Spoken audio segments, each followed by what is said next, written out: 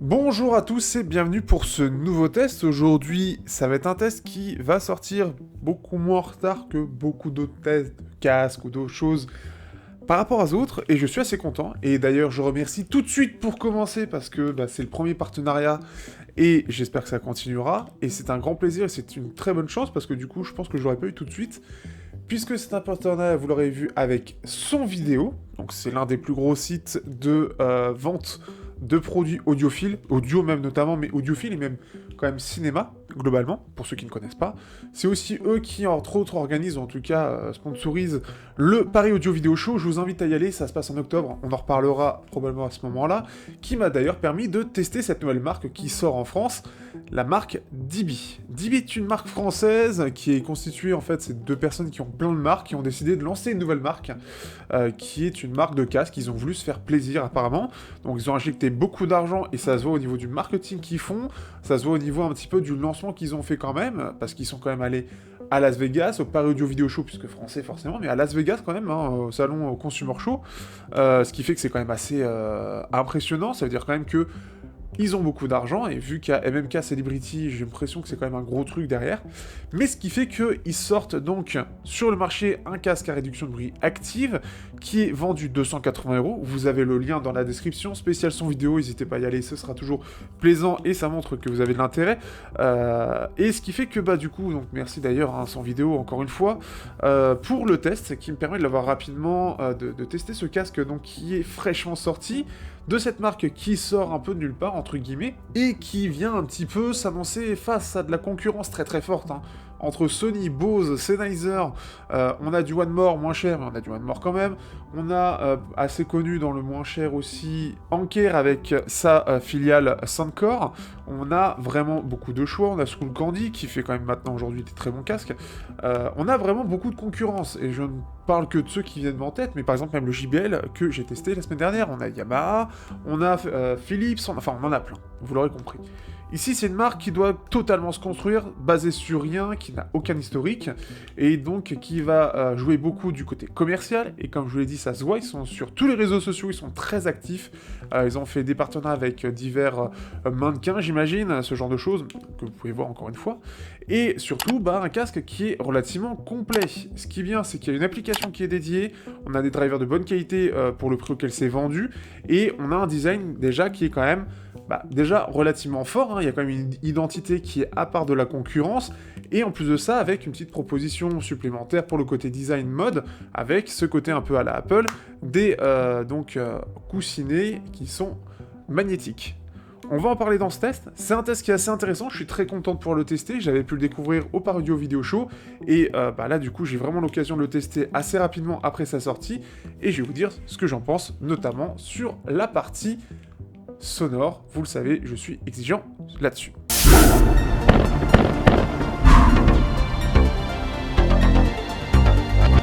Au niveau du design, on est donc sur un casque qui est dans la moyenne en termes de poids déjà, première chose, et qui a donc une identité assez forte, puisqu'on va avoir un espèce de arceau plein, avec cette juste élargissement, mais un côté assez simple et sobre, mais qui est efficace, avec juste des petits pointes de couleur. On a un côté repliable, des deux côtés, donc là où certains casques aujourd'hui, et on pense notamment à Sony, on pense à Bose, on pense surtout à Sennheiser ces derniers temps, qui décident que leur casque n'est plus repliable. Ici, c'est toujours le cas. On a sa petite boîte de transport compacte en plus de ça, qui est assez jolie d'ailleurs, je trouve qu'il y a un petit style sympathique. Et donc là, ici, je l'ai en couleur crème, vous l'avez en noir aussi. Ce qui est bien, c'est que le design, voilà, il est sobre, on a un côté tactile, on en reparle après, quelques boutons quand même qui sont encore présents pour le côté un petit peu essentiel, on va dire. Et je trouve que ce côté couleur crème, avec un petit peu de doré, est assez bien dosé. On a quelque chose de relativement confortable, j'en parlais juste après, mais globalement, déjà, je trouve que le design est bien, parce que pour une première marque, enfin, pour un premier modèle d'une toute nouvelle marque, il y a quand même déjà, on sent qu'il y a eu de la recherche en termes de design. On a, comme je l'ai dit, des coussinets qui peuvent être enlevés. On peut voir, alors là, il détecte. Alors, on en parle justement encore une fois après. Donc des coussinets qui sont interchangeables. Ici par exemple, vous avez des versions rouges, donc vous avez normalement les plans où on peut voir dessus. Alors du crème et du rouge, ça se marie pas très très bien à mon goût. mais peut-être que ça plaira à certains. Mais vous l'avez en noir, vous pouvez mélanger, donc ça vraiment pour le côté mode, c'est assez cool je trouve.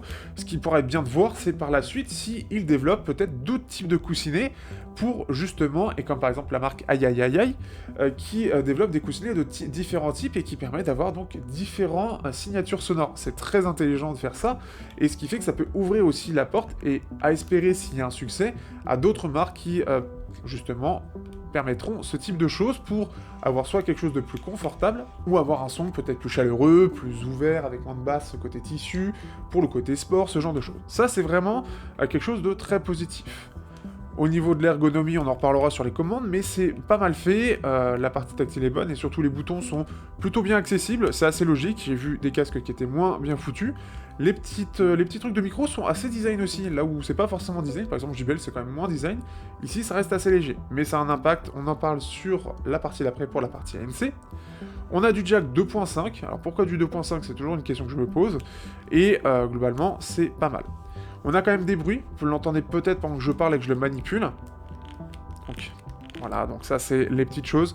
Encore une fois, on est sur un premier modèle d'une première marque, donc c'est logique qu'il y ait des défauts de jeunesse. Donc là-dessus, ça m'étonne pas. Autre chose, au niveau, justement, on peut voir que l'arceau est assez large, ce qui fait que pour les petites têtes, malheureusement, ce sera un peu trop grand.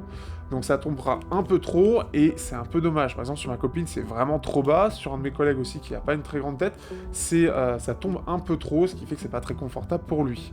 Donc ça, c'est dans les petits défauts qui est à repérer. Ce qui est dommage, parce que du coup, on a un arceau qui est assez grand, alors que pour autant, on peut quand même l'allonger encore une fois. Alors d'ailleurs, on peut pas beaucoup l'allonger, donc peut-être à revoir au niveau du design, quelque chose d'un peu plus court par défaut, mais avec plus de longueur par la suite. Ce sera peut-être un peu mieux. En tout cas, c'est plutôt pas mal. Le design, je le trouve vraiment complet, je le trouve intéressant, des petits défauts de jeunesse. Aussi au niveau des coussinets, pour terminer, les coussinets sont plutôt pas mal, mais peut-être un peu trop fermes, et par rapport à la concurrence à peu près au même prix, on a des coussinets qui sont généralement quand même plus moelleux, plus confortables, plus agréables. Donc à voir encore une fois par la suite si c'est quelque chose qui pourra évoluer.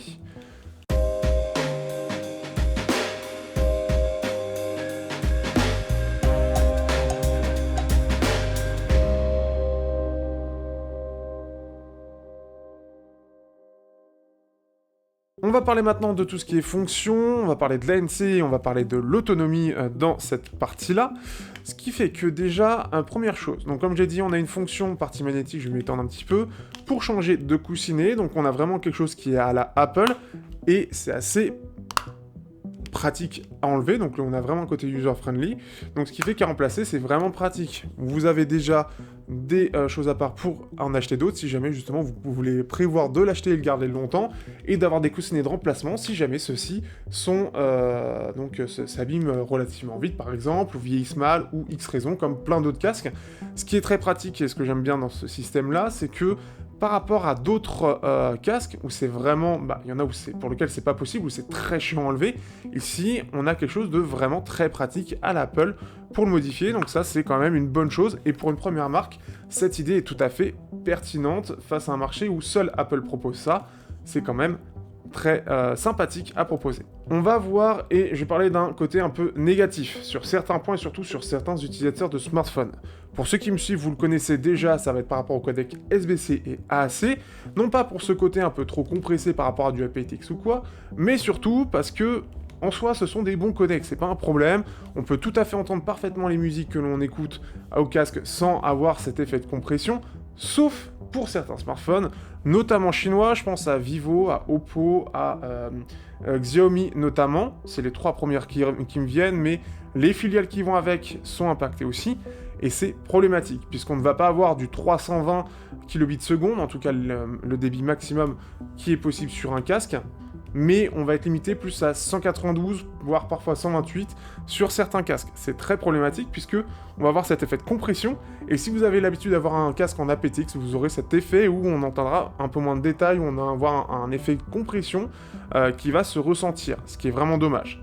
Donc après, si vous avez les marques Honor, tout ce qui est européen, américain, coréen, ça va tout à fait fonctionner. Et là-dessus, ça fonctionne très bien, il n'y a aucun problème. Donc ça, c'est le côté un peu dommage.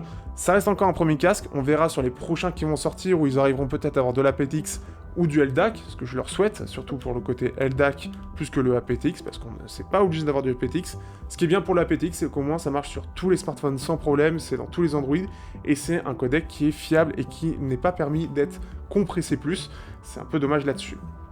Bonne chose par contre, on a du Google Assistant qui est intégré, encore une fois pour une marque aussi jeune, c'est excellent, ce qui fait que pour le connecter, ça fera un peu le côté Apple avec se connecter tout simplement, on a juste à attendre. C'est vraiment pas mal, j'ai vu que ça marchait plutôt bien, moi je suis toujours à la bonne vieille méthode classique de me mettre en mode pairage, mais si on attend un peu, ça va être proposé, donc excellente chose. Donc justement on a en plus de ça un bouton Google Assistant qui est dessus, et alors après j'utilise pas, mais ce qui fait qu'il est présent, donc pour ceux qui pourraient l'utiliser. On a une application dédiée en plus de ça, et encore une fois pour une marque jeune c'est excellent, et ça montre encore une fois que il y a eu quand même beaucoup de recherche derrière, il y a eu beaucoup d'argent investi, parce que c'est pas toutes les marques.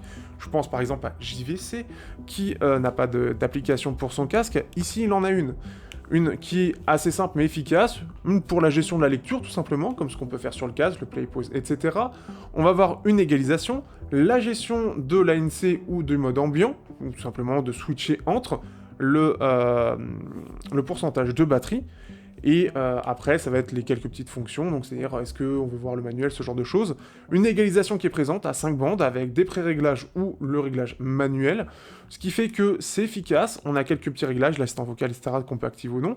Donc pour une application, ça va à l'essentiel et c'est très bien. Globalement elle reste complète mais dans l'essentiel, on va dire ça comme ça, mais ce qui fait que c'est très très bien qu'elle soit présente, surtout que l'égalisation marche plutôt bien. J'ai trouvé que c'était assez bien réactif là-dessus, et globalement c'est bon. Au niveau de l'autonomie, on est autour de 40 heures, ce qui fait que c'est pas mal non plus. On est dans la bonne moyenne, c'est vraiment dans la moyenne des concurrences, qui ont aussi entre 30 et aujourd'hui 60 heures, donc pas grand-chose à dire, c'est très autonome, et là-dessus, ça tient sa promesse, j'ai pas eu vraiment besoin de le recharger depuis, et je l'ai pas mal utilisé. Dernière chose, le mode ANC. Alors, la réduction de bruit active fonctionne plutôt bien, mais c'est clairement pas au niveau d'un Sony ou d'un Bose, ou même d'un Sennheiser Momentum 4, où ils sont très bons là-dessus, c'est un peu inférieur, ça se défend relativement bien, mais on sent que c'est quand même en dessous et ça fait passer un peu plus de bruit. La réduction de bruit passif, donc tout ce qui est bruit un peu plus aigu, je la trouve plutôt bonne et meilleure que Sony en tout cas de tête, et c'est de très loin, mais je trouve qu'au contraire là-dessus c'est plutôt bon, ce qui fait qu'on a un bon équilibre global, ça fait passer un peu moins de bruit, ce qui fait qu'on entend un peu moins les bruits clairs, et globalement on a quelque chose d'assez, je trouve, assez équilibré, assez bien fait sur cette ANC. Par contre, est-ce que j'ai ressenti à certains moments, notamment par exemple par rapport à un tram, ou même un peu du vent, ça a un peu du mal à le gérer. Je pense que c'est encore une fois une début au côté logiciel, il y aura sûrement des mises à jour logicielles qui devraient améliorer ça. Logiquement, je ne sais pas, mais logiquement ça va se régler. On sent qu'il y a parfois un petit délai, surtout quand il y a plein de petits bruits qui ont tendance à beaucoup osciller, et j'ai l'impression que l'ANC a du mal à le traiter à temps, et il a un léger retard, ce qui fait qu'au lieu d'annuler du bruit, comme c'est une opposition de bruit, donc ça crée un bruit à l'opposé, comme il y a un délai, ça crée un nouveau bruit, comme un espèce de scratch de ce bruit-là qui apparaît. Donc c'est quelque chose qui peut arriver, et ça peut normalement se régler côté logiciel, donc à voir dans le temps. C'est pas très dommageable pour ceux qui sont pas forcément exigeants, mais pour ceux qui aiment bien un bon ANC, ça peut être dommageable. Dernière chose, le mode ambiant que j'ai testé très rapidement, je suis clairement pas le plus calé sur le sujet, on est très loin de ce que peut proposer certaines concurrences. Je pense notamment à Yamaha, je pense aussi bien évidemment au Sennheiser et surtout à Apple qui sont dans la maîtrise la plus absolue. Ici on est quand même sur des micros beaucoup plus moyens et ça se ressent, on a quelque chose qui va être beaucoup plus étouffé. Le rendu des aigus est assez en retrait par rapport au reste, ce qui fait qu'on va avoir un son qui est étouffé en termes de rendu, donc c'est assez doux, mais on n'aura pas le côté naturel que peut proposer certaines concurrences un peu plus chères, voire à peu près au même prix. Donc là-dessus c'est dommage, encore une fois pour moi je mets ça sur le fait que ce soit une marque jeune.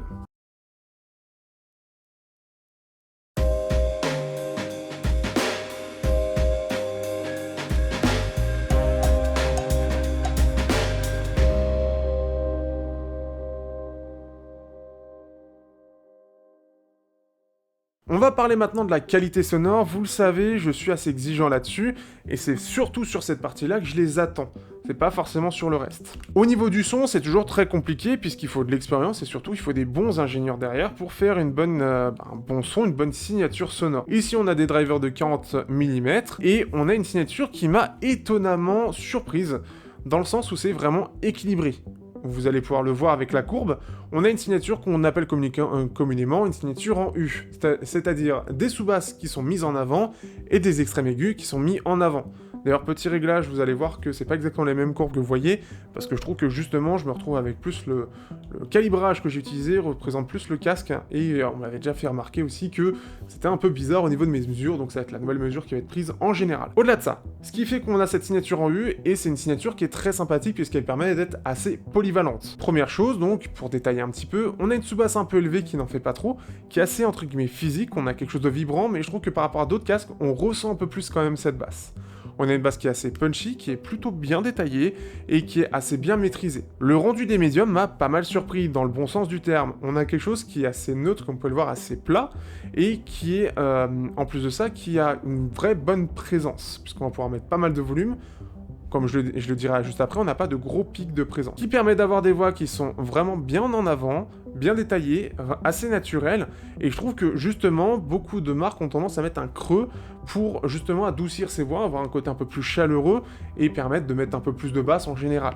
Ici, ils n'ont pas fait ça, ou en tout cas, il est très léger, et ce qui fait qu'on ressent vraiment la présence de ces voix, c'est très agréable, je trouve que c'est vraiment réussi, et ça m'a beaucoup surpris, surtout sur une marque aussi jeune, d'avoir une signature qui, je trouve, est aussi mature, surtout sur cette partie-là, qui a tendance en général à être, entre guillemets, détériorée, mais surtout pour le côté avoir une signature en V bien dynamique, avec des voix en retrait. Ici, ça n'a pas été le choix de la marque, et au contraire, on a des voix qui sont bien en avant, bien claires, bien détaillées, et c'est assez surprenant et vraiment bien. On a des aigus qui ont un léger creux, mais vraiment très léger, ce qui permet d'avoir quand même une bonne présence, une bonne clarté globale, plutôt bien détaillée, et globalement j'étais pareil, je trouve que c'est vraiment bien équilibré, on n'a pas quelque chose de fatigant, de usant ou de trop présent. Pareil au niveau des extrêmes aigus, on voit cette présence, donc ça remonte sur la fin, donc ça permet d'avoir un petit peu plus de présence, un peu plus de clarté à l'ensemble, un effet un peu plus détaillé, et ce qui fait que ça donne un effet un peu plus net au reste. C'est vraiment plutôt pas mal parce que ça arrive assez tout doucement, sans trop en faire, donc ça donne pas un effet trop brillant à la musique. Ça reste relativement naturel et c'est plutôt bien dans l'ensemble, ça en fait pas trop et justement ça permet d'éviter à ce que des cymbales ressortent trop, fatiguent un peu trop ou usent un peu trop l'oreille ou pour certains qui sont sensibles aux aigus que ce soit trop désagréable. Donc là-dessus je trouve que c'est vraiment pas mal. Par contre, on a quand même un driver qui est dans la moyenne sans trop en faire, avec une scène qui est relativement moyenne, et surtout, et je vais en parler juste après, venant d'un JBL, ça se ressent, mais on a l'avantage de ne pas avoir de pic, on a quelque chose qui est plutôt bien détaillé sans être incroyable. C'est-à-dire, encore une fois, je viens du JBL que j'ai testé juste avant, mais face à la concurrence, je trouve que ça se défend plutôt bien. Voilà, ça va pas révolutionner le truc, mais encore une fois, voilà, ça se défend bien, c'est vraiment dans la moyenne, et c'est vraiment pas mal. Ce que j'aime bien, c'est surtout que globalement, ça s'utilise à peu près pour tous les styles. J'ai pas vraiment trouvé que on avait un réel défaut dans l'ensemble sur certains styles. J'ai beaucoup aimé l'utiliser sur de l'électro, notamment parce qu'il y a cette basse vraiment, cette puissance de la basse qui est présente. Sur du métal, ça rend plutôt bien, avec un métal qui n'en fait pas trop en termes de basse, et qui justement n'abuse pas de la clarté, ce qui fait que les cymbales ne ressortent pas trop. Les guitares ont un côté assez équilibré, donc pour ceux qui aiment bien le côté plus, je pourrais dire ronflant, mais plus le côté basseux de la guitare, ici vous serez peut-être légèrement déçus, mais encore une fois vous avez l'égalisation pour régler ça. Moi je l'ai vraiment utilisé par défaut au maximum de temps, mais ce qui fait que je trouve que j'ai pu l'utiliser pour un peu tout, sans trop de problèmes.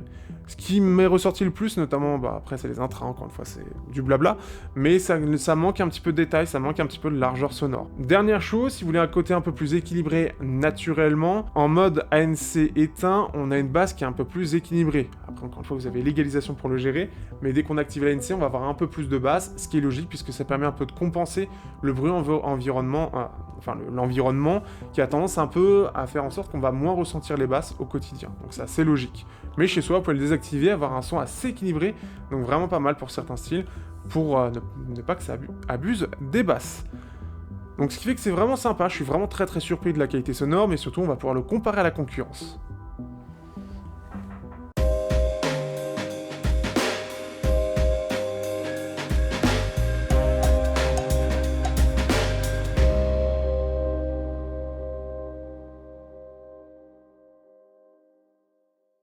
va pouvoir parler maintenant de DB face à la concurrence qui est bien évidemment chez moi. Je vais éviter au maximum de comparer globalement avec ce que je n'ai pas. Ce qui fait que si on compare avec le Sennheiser Momentum 4, donc globalement on va avoir une basse qui est plus élevée, on voit vraiment que la courbe c'est beaucoup plus une signature avec ce côté creux dans les aigus et des aigus très en avant, des basses très en avant. Donc une basse plus élevée, mais je la trouve moins impactante, je la trouve moins physique, et puis surtout, comme on a ces aigus un peu en retrait et cette basse très en avant, c'est un côté un peu plus mou. Donc ici, on a un côté un peu plus punchy du côté du DB. On a une scène qui est quand même... on a une voix qui est aussi plus en retrait, justement, due aux aigus qui sont en retrait, donc ça se ressent, donc on a ce côté un peu voilé, ça fait très chaleureux, mais un peu voilé, comme s'il manquait un petit peu quelque chose. Et on a un extrême aigu qui est un petit peu moins présent, puisqu'on a cette basse qui est beaucoup plus élevée, donc on a moins besoin d'élever le volume. Mais par contre, c'est plus détaillé, c'est plus fin, c'est plus net. On est sur un Sennheiser Momentum 4 qui, en plus de ça, est un peu mieux fini, notamment au niveau des coussinets, donc ce qui fait que c'est un petit peu plus premium dans l'ensemble. On a une scène qui est un petit peu plus large, sans trop en faire, mais je trouve que c'est quand même un petit peu mieux. Un casque que j'aime toujours comparer, notamment sur la partie sonore, c'est le Sennheiser Momentum 3. En termes de rendu du mode ambiant, c'est un petit peu mieux, mais c'est pas beaucoup mieux. On sent quand même qu'on est à peu près dans la même idée. Sur la finition, c'est clairement meilleur sur le Momentum 3, qui fait très très fort toujours, et qui fait moins de bruit avec le temps, et on aurait pu faire du bruit, mais il fait pas du tout de bruit. Sur le son lui-même, on a une basse qui est clairement plus élevée, on a plus cette signature en V, avec une basse élevée, des aigus élevés, un côté un peu neutre au niveau des médiums. On a une basse plus élevée, une scène qui est plus large, un aigu qui est mieux maîtrisé, c'est plus fin, c'est plus détaillé, un petit peu plus... ça donne un effet un peu plus aérien dans l'ensemble, sans trop en faire, en fait, sans avoir des aigus qui ressortent beaucoup trop, hein, donc ça ressort un peu moins. On sent que c'est aussi un peu plus ample et un petit peu plus fun, un petit peu plus sympathique pour bouger sur des styles type métal et électro, mais c'est un petit peu moins polyvalent. Là, on est plus un peu sur une signature un peu en V, là où justement sur ce DB, on est sur cette signature en U, ça permet de le rendre un peu plus sage sur des styles où il y a besoin que ce soit sage.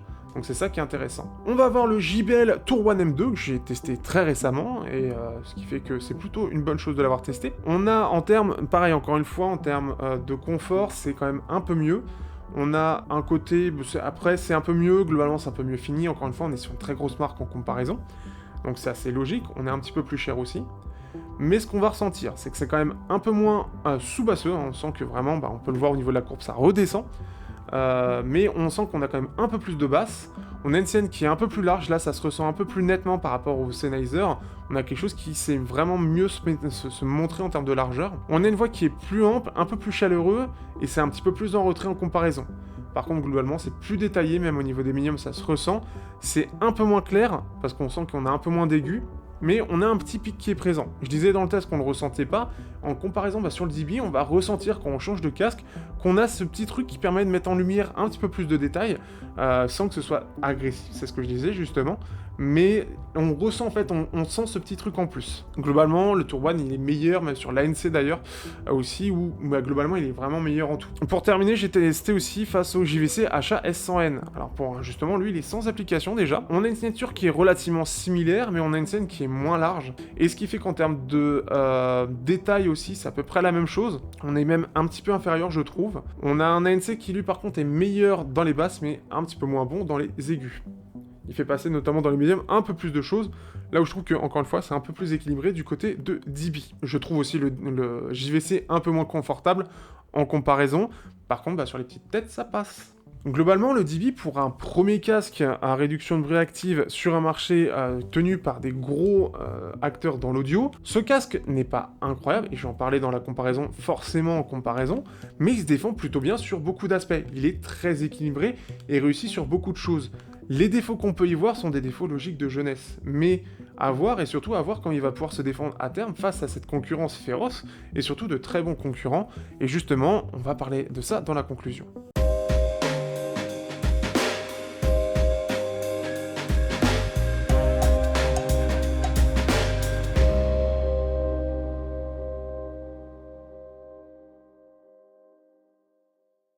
Du coup, que penser de ce petit DB Pulse ? Tout d'abord déjà, et je tiens encore à le souligner et le remercier, je remercie son vidéo, notamment Valentin, qui me permet donc de tester ce casque, sachant que la personne à qui j'étais en contact, du coup, ne répond plus, donc c'était une bonne surprise de savoir qu'en fait j'ai eu de la chance, donc encore merci, et puis de montrer que voilà, je suis assez crédible pour tester avec son vidéo, donc merci beaucoup encore une fois, et c'est grâce à tous ceux qui me regardent, et puis qui me permettent de soutenir et de continuer, tout ça, première chose. Deuxième chose, je trouve que pour un premier casque à réduction de bruit actif face à un marché qui est aussi complet, je me répète encore, c'est alors peut-être pas un tour de force, mais c'est un excellent casque.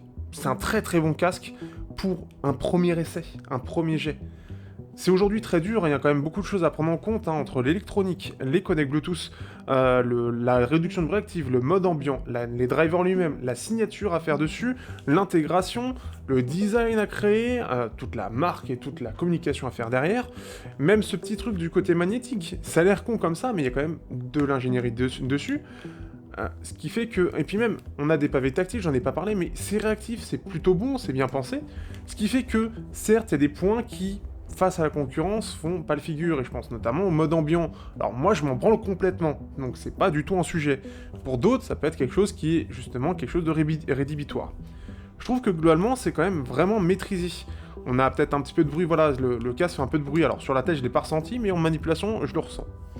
C'est vraiment, en plus, c'est pendant le test que je le ressens. Mais je trouve que, niveau confort, c'est pas parfait, mais ça fait plutôt bien le taf. Le plus gros souci d'ailleurs que j'ai eu, j'en ai pas forcément parlé, mais au final, parce que je l'ai pas ressenti, pour ceux qui ont des grandes oreilles, le pavillon, enfin l'intérieur au niveau du tissu, on touche peut-être un peu trop facilement au driver, ce qui fait que pour certains qui ont des grandes oreilles, ça risque de faire un peu mal.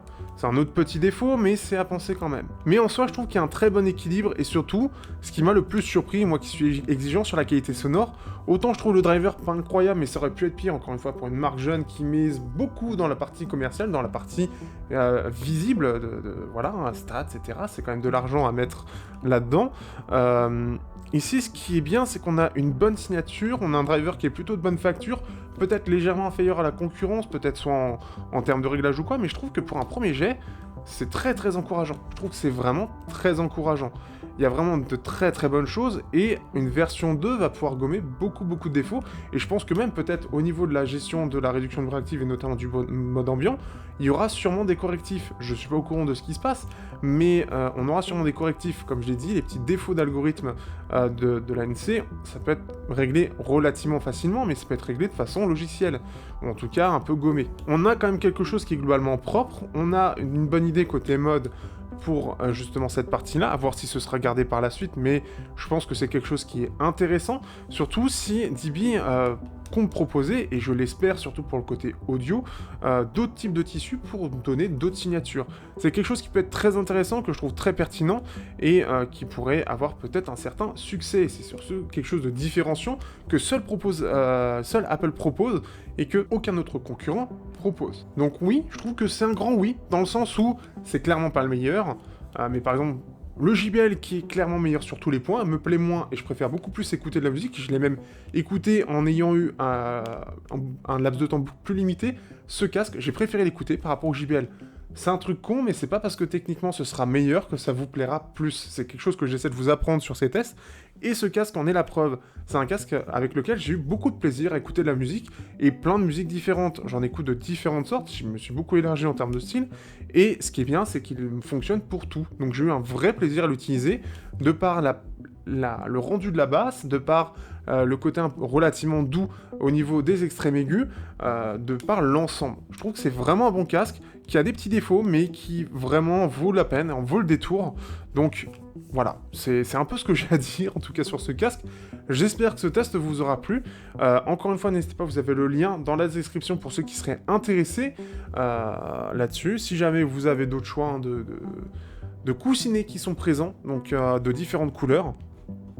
Et puis, pour l'instant, il n'y a pas d'autre casque qui est prévu. Donc là, on va repartir sur les intras. On est aussi sur ces petites enceintes pour bureau. Donc ça aussi, je m'amuse pas mal là-dessus. Mais en tout cas, j'espère que ça vous aura plu. J'espère que ça vous aura intrigué ou intéressé pour suivre cette marque au minimum. Peut-être investir, on ne sait jamais. Et n'hésitez pas à faire vos retours. Et je vous dis à bientôt pour de prochains tests sur Technoïd. Bien sûr, n'hésitez pas à liker, partager, commenter, n'hésitez pas à rejoindre le Discord. C'est toujours un plaisir de discuter avec vous, même si j'ai pas forcément le temps. Allez, ciao à tous.